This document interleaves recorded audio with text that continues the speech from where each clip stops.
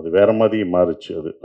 யார் heroine first ஷெட்யூல்லாம் நாங்கள் போயிட்டோம். ஹீரோயின் எங்களுக்கு செட்டே ஆகலை. அதுக்கப்புறம் தான் ரிஜோன்னு சொல்லும்போது அது யதார்த்தமா அப்படியே அந்த அ என்ன அந்த ஃபேமிலியாக அந்த இது இருக்கும்போது அவங்க நடிப்பு அவ்வளோ இதாக இருக்கும். படத்தில் பார்க்கும்போது உங்களுக்கு தெரியும்.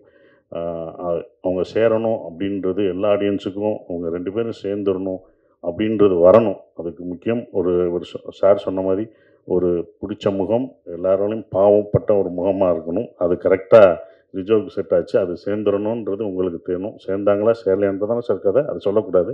அது நீங்க தியேட்டர்ல பாருங்க. அது சொன்னாலும் அவரு இது பண்ணுவாரு. ஸோ அப்புறம் மணிகண்டன். மணி அ படத்தில எனக்கு வந்து சாப்பாடுலாம் ஊட்டி விடுவான். ரொம்ப ரொம்ப நன்றி. அ அவனோட இத பார்த்து தான் எனக்கு ரொம்ப அந்த அந்த கான்ஃபிடென்ட்டோட ஒரு இன்டர்வியூ பேசினது எனக்கு ரொம்ப பிடிச்சிருந்தது. ஸோ, அத நான் அவர்ட்டயே பகிர்ந்திருக்கேன். நாங்க 2 பேரும் சேர்ந்து பண்ணது ரொம்ப சந்தோஷம் மணி.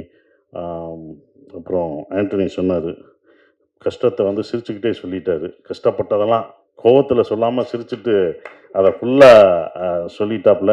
நாங்க வேற பக்கத்தில நடந்து போனோம்னு சொன்னேன். அந்த ஒரு சீனுக்கு தான் அப்படி நடந்து போனோம். நீ வராத சீன்லாம் நானும், ஐயாவும் போட்டு தண்ணி வர்றதெல்லாம் நீ பார்க்கலையே! அதுக்குள்ள இன்னும் நெறைய கஷ்டப்பட்டுருக்கோம்.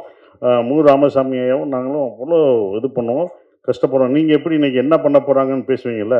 நானும் ராமசாமி, மு. ராமசாமி அவர் வந்து ஒரு ஈழத்தை நேசிக்கக்கூடிய ஒருத்தர். அ அவர் வரல. முனைவர் மு. ராமசாமி. அவர் சொல்லுவாரு, "நம்ம இவ்வளோ கஷ்டப்பட்டு போறோமே, அவங்க எவ்வளோ கஷ்டப்பட்டுருப்பாங்க. அவங்க தப்பிக்கும்போது இன்னும் என்னென்னலாம் அனுபவிச்சிருப்பாங்க. அப்புறமா இன்னும் கொஞ்சம் போவோம்னு நமக்கு."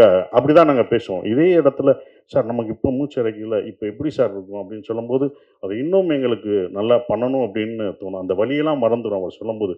அவங்க பட்டதோட இதெல்லாம் ஒரு வலியா? ஏன்னா ஒரு ரியல் இன்சிடென்ட். அவங்க எப்படி தப்பிச்சிருப்பாங்க, எப்படி போயிருப்பாங்கன்னு ஒண்ணு இருக்கு. அத விட இது